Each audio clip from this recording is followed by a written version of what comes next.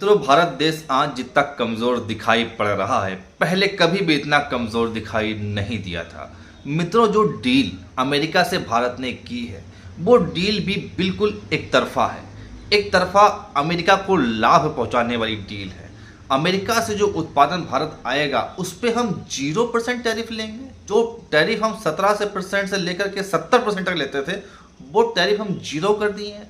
और जो माल हम भेजेंगे अमेरिका को, वो हमसे 18% टैरिफ लेगा, चौड़ा होकर के लेगा।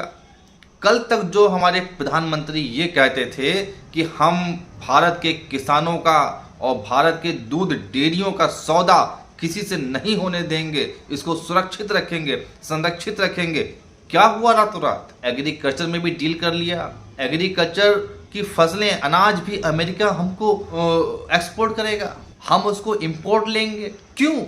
हमारा किसान कहाँ जाएगा? इतना बड़ा कंपटीशन जब हमारे किसानों के समक्ष होगा, तो हमारा किसान अपनी फसलों को कहाँ ले जाके बेचेगा? हमारी दूध डेयरियां क्या करेंगी आखिर? जो हमारा देश एक कृषि प्रधान देश है, इस कृषि प्रधान देश में एग्रीकल्चर में आपने ट्रेड अमेरिका से क्यों किया? हमें उनकी अनाज की क्या आवश्यकता है? हम खुद ही एक कृषि प्रधान देश हैं। और साथ ही आपने ये भी समझौता कर लिया कि $500 बिलियन का हम अमेरिका से इंपोर्ट करेंगे। क्यों?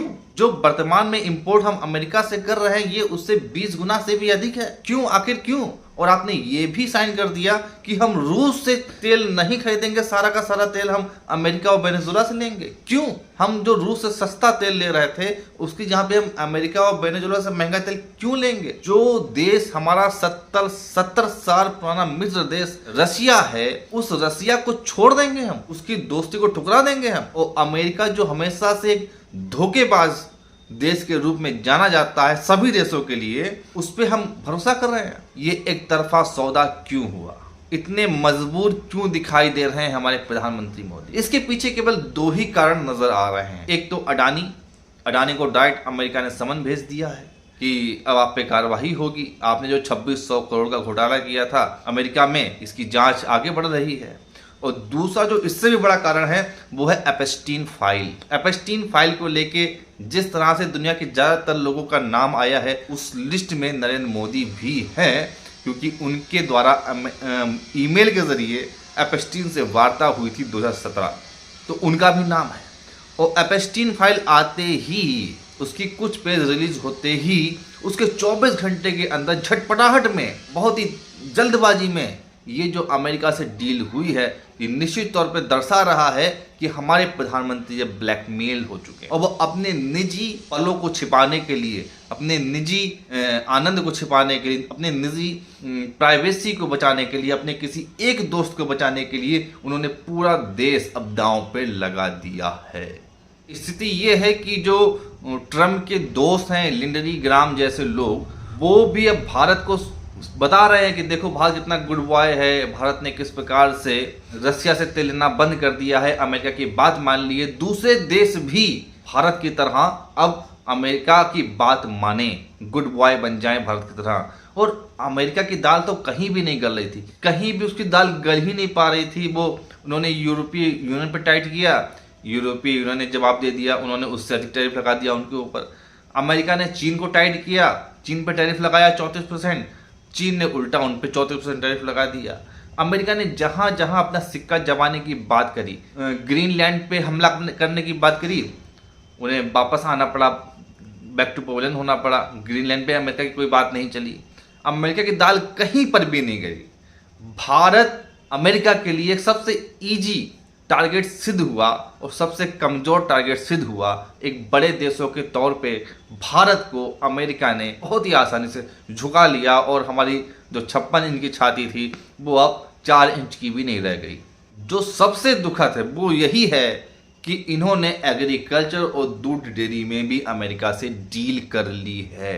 ये हमारे किसानों के लिए, हमारे जो दुग्ध उत्पादक जो हमारी डेयरियां हैं, उससे जुड़े हुए जो लोग हैं, ये उनके लिए मृत्यु के समान दुख देने वाला ये फैसला है, ये डील है। और इस पे हर कोई प्रतिक्रिया अपनी दे रहा है, हर कोई इनको गालियां दे रहा है, हर कोई इनको कोस रहा है, और ये आवश्यकता भी है। राष्ट्रीय धारक दल की ओर से मैं इस डील का पूरी तरह से खंडन करता हूं और सरकार की जो खामोशी है, सरकार अपनी खामोशी को तोड़े और डील क्या वास्तविक क्या क्या डील आपने फाइनल करी है उसको सही से उजागर करे।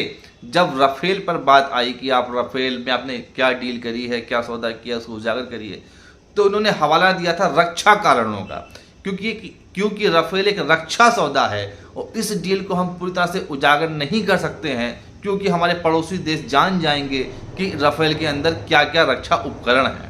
पर आपने जो ट्रम्प से जो डील करी है ये रक्षा सौदा नहीं है, इसलिए इस डील को आप उजागर कर दीजिए। देश के किसान को, हर एक नागरिक को ये जानने का अधिकार है, हर एक सांसद को भी जानने का अधिकार है कि आपने वास्तव में क्या क्या डील करी है। जो कुछ भी मैंने बातें कही हैं, जब ये बातें भाजपा से पूछी जा रही हैं, उनके नेताओं से पूछी जा रही हैं, तो वो इनकार कर रहे हैं कि नहीं ऐसा नहीं हुआ था। तो फिर ट्रम्प ने ये ट्वीट क्यों किया कि हमने ये 18% टैरिफ कर दिया है घटा करके और इंडिया ने 0 कर दिया है, और ये चीज़ें क्यों उसने इस तरह का ट्वीट किया? इस ट्वीट का आपने खंडन क्यों नहीं किया? और इस ट्वीट के एवज में हमारे मोदी ने, हमारे प्रधानमंत्री ने थैंक यू ट्रम्प का ट्वीट क्यों किया?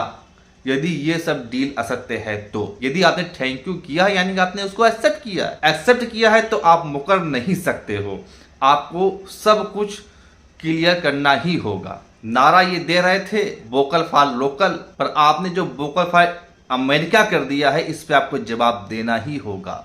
अब ऐसे काम नहीं चलेगा, आपको बताना पड़ेगा कि रसिया जैसा हमारा परंपरागत दोस्त को आपने एकदम दरकिनार कैसे कर दिया।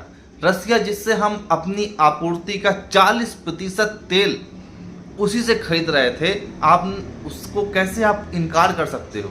और कैसे आप सारा का सारा ट्रेड अमेरिका की ओर घुमा सकते हो? हमारे देश के जो बेरोजगार युवा हैं वो कहाँ जाएंगे?